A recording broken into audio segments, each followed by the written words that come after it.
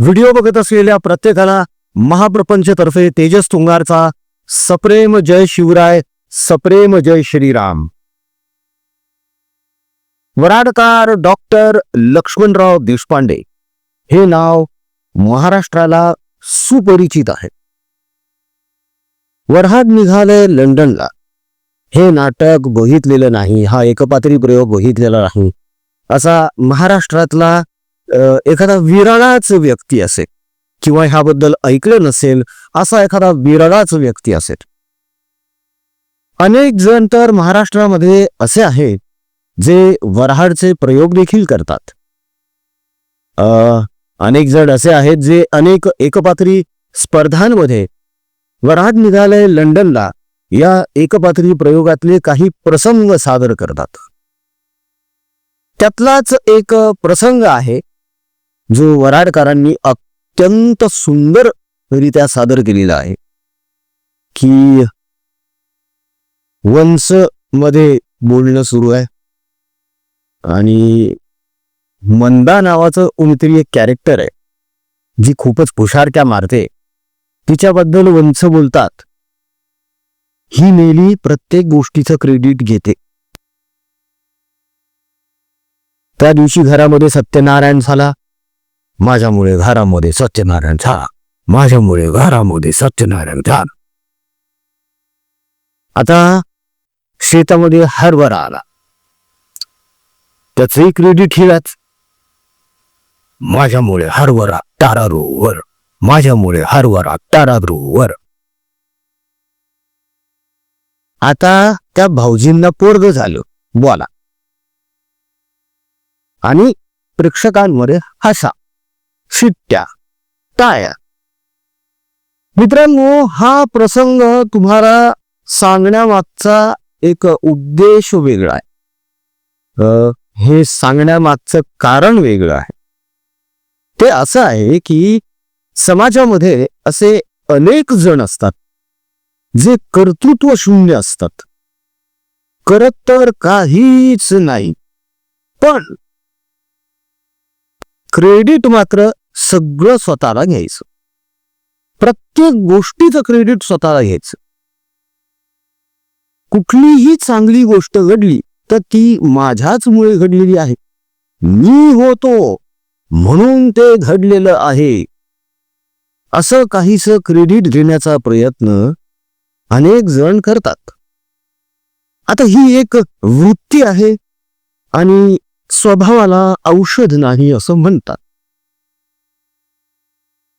सर्वसामान्य लोकांमध्ये जर असा प्रकार असेल, असा स्वभाव असेल तर एक वेळ आपण समजून घेऊ सुद्धा शकतो.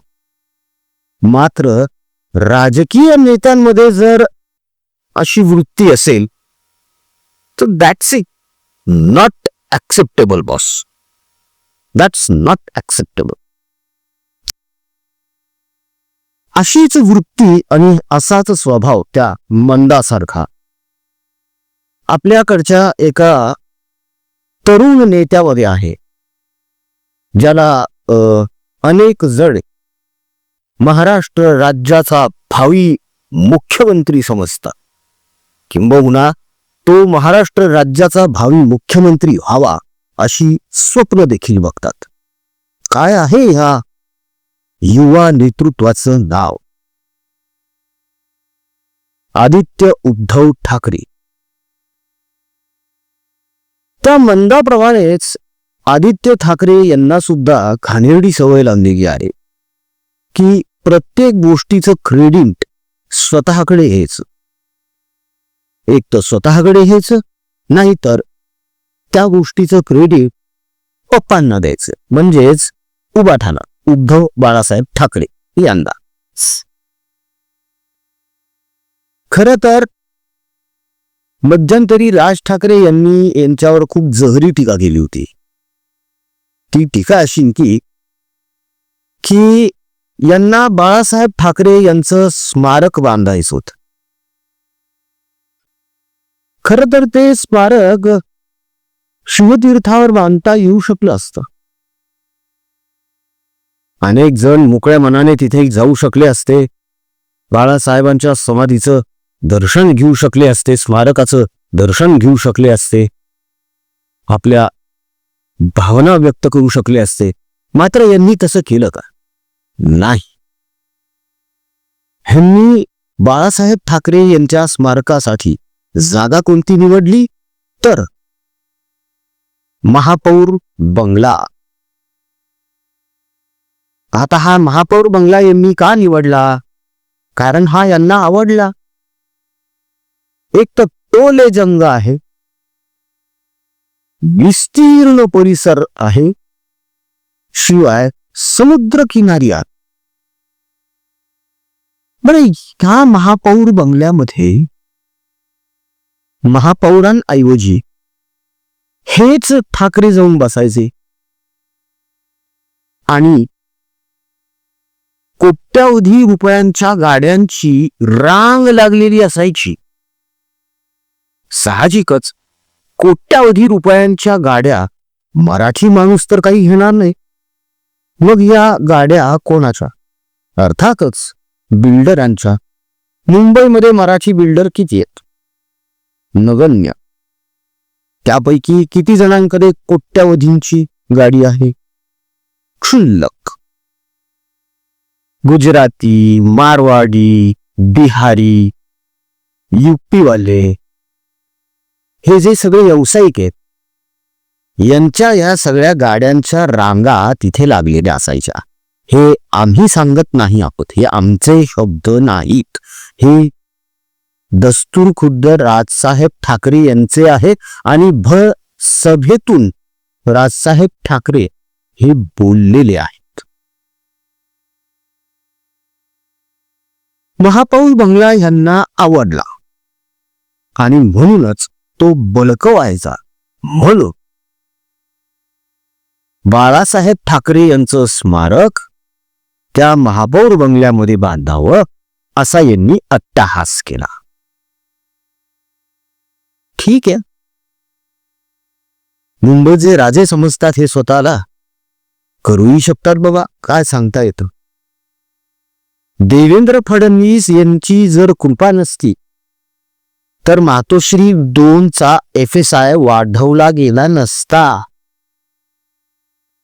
ते तर देवेंद्र फडणवीस यांनी मैत्री खातर डोळेझाक केली म्हणा किंवा दुर्लक्ष केलं. त्या पिरियडमध्ये जेव्हा यांची युती होती त्याचाच यांनी गैरफायदा घेतलेला आहे. मात्र जेव्हा ही युती तुटली तेव्हा याच देवेंद्र फडणवीसांवर आग पाखड करण्यामध्ये, त्यांना टोमणे मारण्यामध्ये आणि ते कसे निष्क्रिय आहेत हे दाखवण्यामध्ये यांनी कसलीही कसर सोडली ना. आणि फडणवीसांनी केलेले काम स्वतःच्या नावावर छापण्याचा दळभद्री प्रयत्न केलेला आहे. त्याची एक व्हिडिओ क्लिप आहे. गेल्याच काही दिवसांपूर्वी वरळीच्या एका सभागृहामध्ये आदित्य ठाकरे यांनी एक प्रेझेंटेशन दिलं.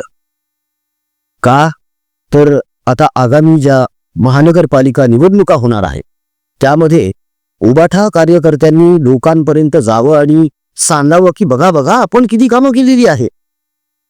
आणि हेच पटवून देण्यासाठी ते एक प्रेझेंटेशन होतं. त्या प्रेझेंटेशनची एक फोल क्लिप, फसवी क्लिप, फसवीच, कारण जी कामं यांनी केलीच नाहीत ती कामं आम्ही कशी केली हे क्रेडिट आमचं कसं आहे हे भासवण्याचा प्रयत्न आदित्य ठाकरे यांनी केलेला आहे. तो कसा ह्या क्लिपमधून तुम्हाला नक्कीच जाणवेल मित्रांनो. ती आम्ही तुम्हाला दाखवणारच आहोत. छोटीशीच क्लिप आहे, मात्र यामध्ये सुद्धा आदित्य ठाकरे यांनी स्वतःच हसू करून घेतलेलं आहे आणि तेही अगदी पहिल्याच वाक्यात. कसं ते तुम्ही बघणार आहात. मात्र तत्पूर्वी नेहमीप्रमाणे विनंती मित्रांनो, अपघातातून उठलेलो आहे त्यामुळे बोलताना थोडा त्रास होतोय. काही गडबड झाली तर सांभाळून घ्या. छत्रपती संभाजीनगर येथील गव्हर्नमेंट कॅन्सर हॉस्पिटल येथे ज्या रुग्णांवर उपचार होत आहेत ते निकषांमध्ये बसतात म्हणून उपचार होत आहेत. जे निकषांमध्ये बसत नाहीयेत त्यांच्यावर उपचार होत नाहीयेत, त्यांना प्रायव्हेटमध्ये जावं लागतंय. आणि कॅन्सर सारख्या आजारावर उपचार घेणं ह्याचा खर्च हजारो लाखो रुपयांमध्ये आहे. हे गोरगरीब लोक जमीन विकून, दागिने विकून, मंगळसूत्र विकून, बायकोच्या बांगड्या विकून हे काम करतात.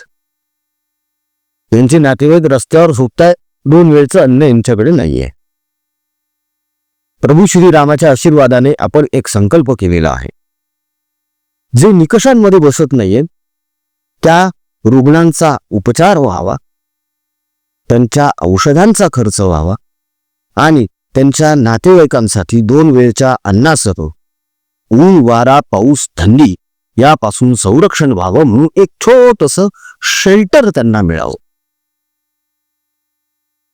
संकल्प मोठा आहे, निधी खूप लागणार आहे. आम्ही मित्र आमच्या परीने आम्हाला जे जे शक्य आहे ते सर्व करत आहोत मित्रांनो. पण निधी कमी पडतोय म्हणून कळकळीचं आवाहन आहे, ज्यांना कोणाला शक्य आहे त्यांनी दिल्या गेलेल्या जीपे फोनपे क्रमांकावर मन मोठं करून प्रभू श्रीरामाचं नाव घेऊन या रुग्णसेवेमध्ये, ईश्वर सेवेमध्ये सहकार्य करावं, हातभार लावावा हीच कळकळीची विनंती. जीपे फोनपे क्रमांक तुमच्याकडे आहे. तुम्हाला तुमच्या मर्जीनुसार, इच्छेनुसार जे ट्रान्झॅक्शन करता येईल ते करा. स्क्रीनशॉट काढून व्हॉट्सअपवर टाका. 1-1 रुपयाचा हिशोब आपल्याकडे आहे आणि 1-1 रुपया या सत्कर्मामध्येच लागतोय याची खात्री बाळगा. चला आता बघूया आदित्य ठाकरे दुसऱ्याने केलेलं काम स्वतः कसं केलेलं आहे, त्याचं क्रेडिट स्वतःला कसं घेत आहे हे बघूया. विषय हा 2 मिनिटात मी तुम्हाला सांगतो आणि हा आवडता विषय. आपला ब्रँड अँबॅसेडर खरं आता हा केला पाहिजे, पेंग्विन केला पाहिजे.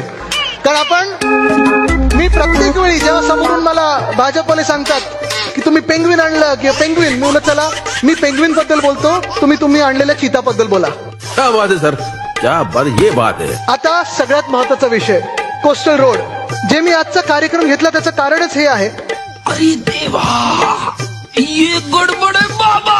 आणि त्यांनी जवळपास सगळीकडे कोस्टल रोडचं क्रेडिट हे घेण्याचा प्रयत्न केला की दहिसर पर्यंत, नरिमन पॉइंट ते दहिसर कोस्टल रोड हा आपण करू. सरकार आल्यानंतर 2014 मध्ये आपलं सरकार येणार होतं, तेव्हा उद्धव साहेबांनी ही घोषणा केली होती.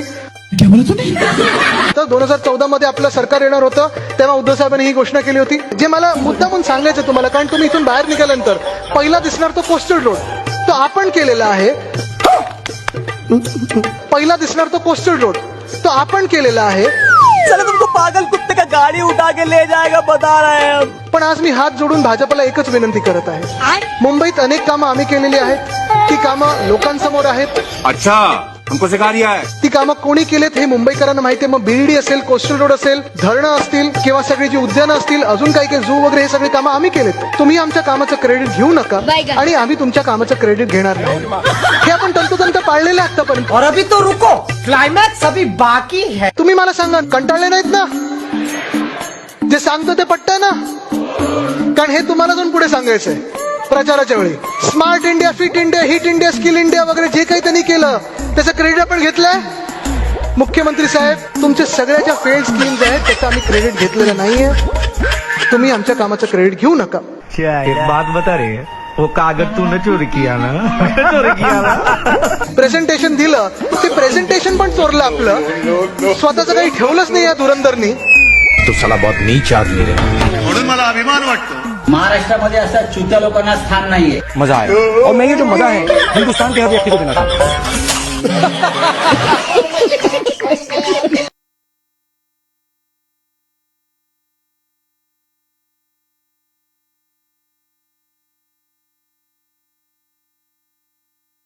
आदित्य ठाकरे यांचं म्हणणं असं आहे की कोस्टल रोडचं भूमिपूजन हे उद्धव ठाकरे यांच्या हस्ते झालं आणि आज बघा कोस्टल रोड कसा मस्त झालेला आहे. भूमिपूजन करणं आणि त्याचं निर्माण करणं यातला फरक कदाचित आदित्य ठाकरे यांना माहीतच नसावा. भूमिपूजन करून उद्धव ठाकरे नेहमीप्रमाणे आपल्या मातोश्री नावाच्या बंगल्यात निघून गेले. ते नंतर बाहेर आलेच नाहीत. सरकार बदललं. कोस्टल रोडमध्ये यांनी जे प्रस्ताव पाठवलेले होते त्यातल्या सगळ्या त्रुटी सर्वात आधी बाहेर काढाव्या लागल्या. त्यानंतर एकनाथ शिंदे आणि देवेंद्र फडणवीस हे स्वतः जातीनं रस्त्यावर उभे राहिले आणि JCB कसे चालतात ते बघत कोस्टल रोड कसा बनतोय याची देखरेख करत होते.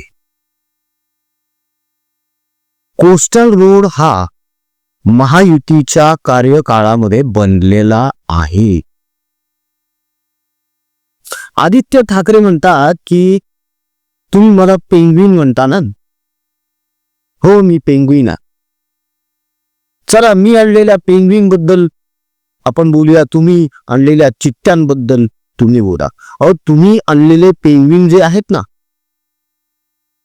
त्यापैकी 70-80% पेंग्विन मेले. खरं तर हे लॉजिकच नाही आहे की अति थंड प्रदेशातला एक प्राणी उष्णकटिबंध असलेल्या भारतात आणायचा. त्या एसीचा खर्च किती आहे माहितीये महिन्याला? करोडो रुपये खर्च होतात दरवर्षी त्या पेंग्विनला सांभाळण्यासाठी. आणि खरं सांगा मित्रांनो, मुंबईत जे कोणी राहता, किती जण गेले होते पेंग्विन बघण्यासाठी?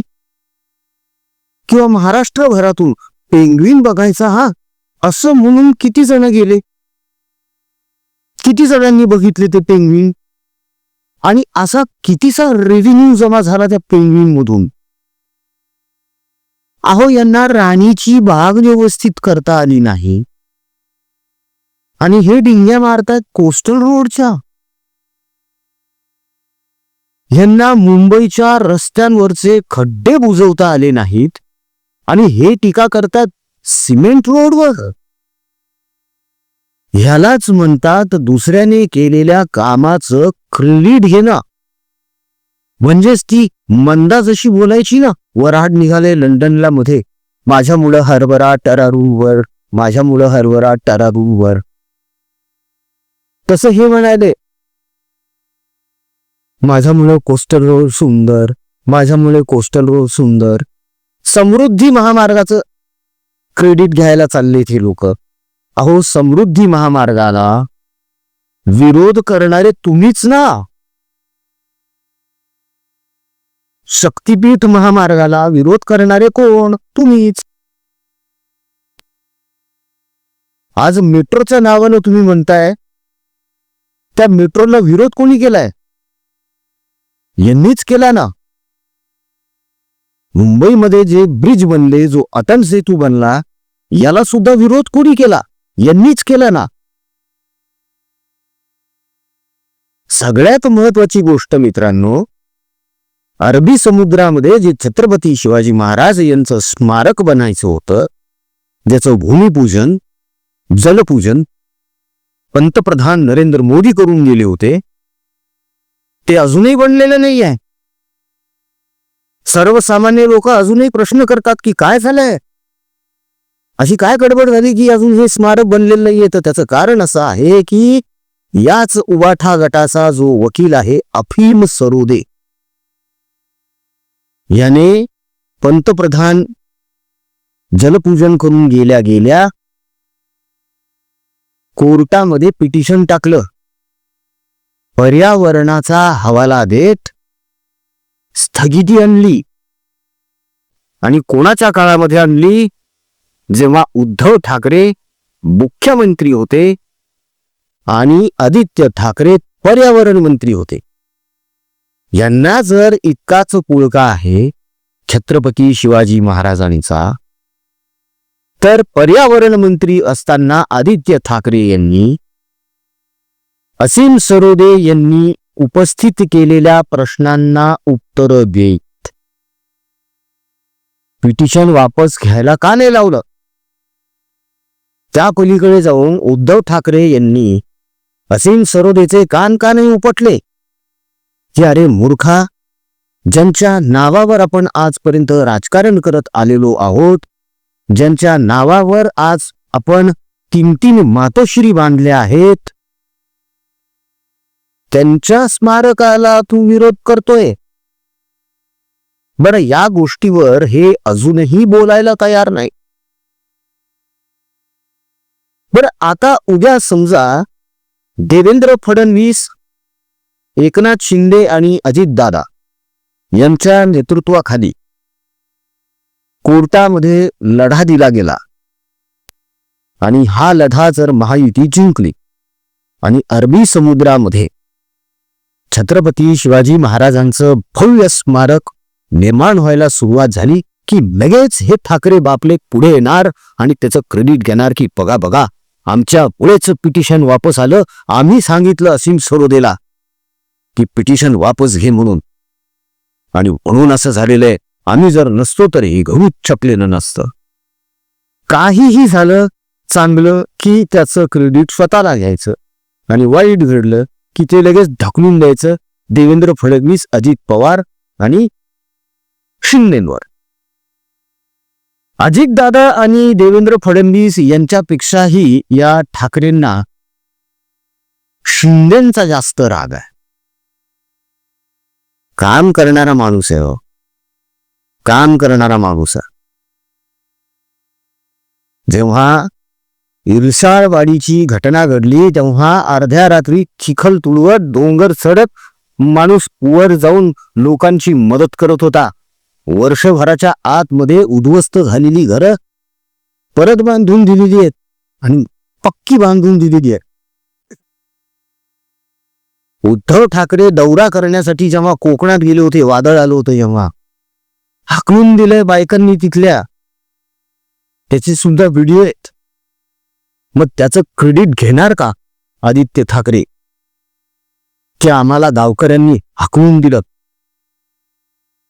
माझे वडील निष्क्रिय मुख्यमंत्री होते याचं क्रेडिट घेणार आहेत का आदित्य ठाकरे? माझे वडील घरात मध्येच बसून असायचे, शेतकऱ्यांना वर्क फ्रॉम होम करायला लावायचे, फेसबुक लाईव्ह करून कोमट पाणी पिण्याचा सल्ला द्यायचे, याचं क्रेडिट आदित्य ठाकरे घेणार का? भुशारक्या मारण्यासाठी आणि मी किती महान कार्य केलेलं आहे हे दाखवण्यासाठी उद्धव ठाकरे शेतकऱ्यांच्या बांधावर गेले आणि तिथे विचारलं, मी जी कर्जमाफी केली ती तुमच्यापर्यंत पोहोचली का? शेतकरी बोलले नाही. म्हणे नियमित कर्ज जे भरतात त्यांना 50,000 रुपये द्यायचं आपण कबूल केलं, ते तरी भेटले का? म्हणे छदामही भेटला नाही साहेब. तोंड बघण्यासारखं झालं होतं उद्धव ठाकरे तुझं. याचं क्रेडिट आदित्य ठाकरे घेणार आहेत का? क्रेडिट कुठल्या गोष्टीचं घ्यायचं आणि कुठल्या नाही हे एकदा आदित्य ठाकरे यांनी समजून घ्यावं.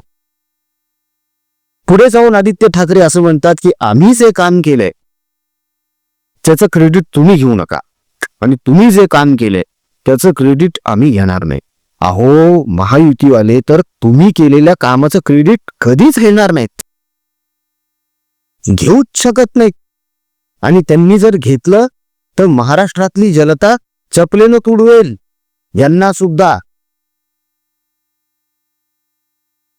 तुमच्या कामाचं क्रेडिट घ्यायचं नाही असं तुम्ही म्हणताना बरोबर आहे. नाणारला विरोध, बारसूला विरोध, समृद्धीला विरोध, शक्तीपीठला विरोध, कोस्टलला विरोध, बुलेट ट्रेनला विरोध, कारशेडला विरोध, असे आणखी अनेक विरोध तुम्ही केलेले आहेत. आरे कॉलनीमध्ये 7-8 वर्षांची पोरं घेऊन आदित्य आंदोलनाला उभे राहतात. बालमजुरीचा गुन्हा दाखल व्हायला पाहिजे, बालमजुरीचा गुन्हा दाखल व्हायला पाहिजे यांच्यावर. याची लिंक खूप मोठी आहे साहेब. दिशा सलियानपर्यंत जाऊन पोहोचलेले हे प्रकरण.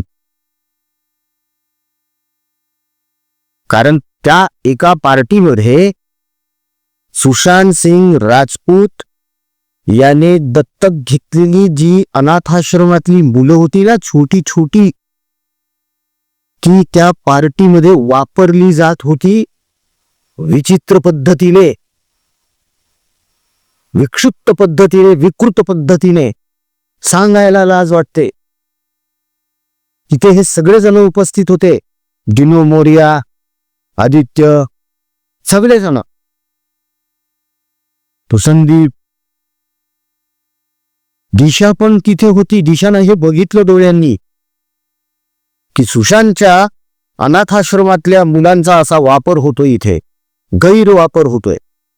राहावलं नाही, पुरीला रडायला लागली, तिथून चटकन निघाली त्या पार्टीतून. या सगळ्यांना कळलं हिची सटकली आहे.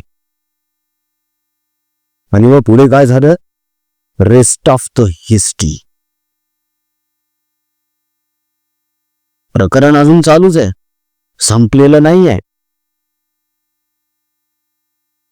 होईल काहीतरी. ऊपर वाले के घर में देर है लेकिन अंधेर नहीं है. पण देवाच्या काठीला आवाज नसतो. हे सत्य आहे, हे खरंय. कधी ना कधी हे प्रकरण उजेडात येणार आणि मोठ्या प्रमाणावर येणार. बकरे की अम्मा कब तक खैर मनाएगी. क्रेडिटच घ्यायचा असेल ना, तर मग दिशा आणि सुशांतच्या मृत्यूचं क्रेडिट कोणाला द्यायचं, हा एक छोटासा प्रश्न वाठावट आलाय. जमलं तर द्या उत्तर. फार क्रेडिट करू लागलेत. विधानसभेमध्ये जो लाजिरवाणा पराभव झालाय, ठाकरे, याचं क्रेडिट तुम्ही कोणाला देणार? नगर पंचायत नगर परिषद मध्ये जो लाजिरवाणा पराभव झालाय, याचं क्रेडिट कोणाला द्यायचं? द्या उत्तर. हे असले प्रेझेंटेशन्स करून आपण खूप हायटेक आहोत हे दाखवून लोकांची मनं जिंकता येत नाही. लोकांमध्ये मिसळावं लागतं, त्यांचे प्रश्न समजून घ्यावे लागतात, त्यांच्या अडीअडचणींना धावून जावं लागतं. तेव्हा कुठे लोकांच्या मनामध्ये तुमच्या विषयी आदर निर्माण होतो, सहानुभूती निर्माण होते. माझा बाप चोरला, पक्ष चोरला, चिन्ह चोरलं अशी रडारड करून मत मिळत नाहीत, हे गेल्या काही निवडणुकांमध्ये आपण बघितलेलं आहे. आता तुमच्या ह्या पराभवाचं क्रेडिट तुम्ही कोणाला देता, हा तुमचा प्रश्न मित्रांनो. मात्र एक क्रेडिट आम्ही तुम्हाला नक्की देऊ शकतो, तुम्हाला म्हणजे आपल्या प्रपंच परिवाराच्या या सर्व सदस्यांना. आजपर्यंत तुम्ही जी साथ दिलेली आहे मित्रांनो, त्यामुळेच आज आपण ह्या स्टेजवर आहोत आणि ह्याचं क्रेडिट खरोखरच तुमचं आहे, आमचं नाही. आमचं काम तर फक्त एवढं एकच आहे की वस्तुस्थिती तुमच्यापर्यंत पोहोचव. मात्र ही वस्तुस्थिती समजून घेऊन त्याला सहकार्य करणं आणि पाठिंबा देणं, याचं क्रेडिट तुझंच. तेव्हा मित्रांनो, जाता जाता परत एकदा कळकळीचं आवाहन आहे. छत्रपती संभाजीनगर येथील गव्हर्नमेंट कॅन्सर हॉस्पिटलमध्ये जे रुग्ण आहेत, त्यातले काही रुग्ण असे आहेत जे निकषांमध्ये बसत नाही, म्हणून त्यांच्यावर तिथे उपचार होत नाहीयेत. त्यांना नाईलाज असतो, प्रायव्हेट हॉस्पिटलमध्ये जावं लागतं, जिथला खर्च अफाट आहे. ते करू शकत नाहीये आणि आपण खर्च करू शकत नाही, या धास्तीनच ते खचून मरणासन्न अवस्थेत पोहोचलेत. त्यांना वाचवूया. त्यांच्या नातेवाईकांची हेळसांड होते. त्यांच्या 2 वेळच्या जेवणाची व्यवस्था आणि ऊन, वारा, पाऊस, थंडी यापासून संरक्षण होण्यासाठी त्यांच्यासाठी एक शेल्टर, एवढा आपल्याला करायचंय. 5-10 रुग्ण जरी आपण वाचवू शकलो ना, तरी खूप होईल आपल्यासाठी सध्या. पण त्यासाठी सुद्धा खूप मोठा निधी संकलित करावा लागणार आहे. आणि मित्र आमच्या परीनं आम्हाला जसं जमतंय तसं करतोय. आम्ही आमची बाकीची कामं पण करतो, त्यातला काही हिस्सा इकडे वळवत असतो. कुठून मित्रांकडून उधाऱ्या घे, कधी हातुसणे पैसे घे, असं करत करत हे सगळं सुरू आले. पण ते पुरेसं पडत नाहीये, ते अपुरं पडतं. म्हणूनच वेळोवेळी निधी संकलनासाठी विनंती करावी लागते मित्रांनो. प्रभू श्रीरामाचं नाव घ्या आणि ह्या रुग्णसेवा ईश्वर सेवेमध्ये सहकार्य करा, मदत करा. जीपे फोनपे क्रमांक तुम्हाला देण्यात आलेले आहेत. त्यावर तुमच्या मर्जीनुसार इच्छेनुसार तुम्हाला जे ट्रान्झॅक्शन करावं वाटतं ते नक्की करा. मदत पाठवा, सहकार्य करा. ट्रान्झॅक्शन केल्यानंतर त्याचा स्क्रीनशॉट व्हॉट्सअपवर टाका. आपल्याला एक रुपयाचा ट्रॅक रेकॉर्ड ठेवायचा आहे, जो आपण आतापर्यंत ठेवत आलेलो आहोत. त्यामुळे निर्धास्त राहा. हा एक रुपया त्या एक गरजूपर्यंत पोहोचतोय. एवढंच फक्त लक्षात असू द्या आणि खात्री बाळगा. विश्वास ठेवा, मन मोठं करा आणि पुढे.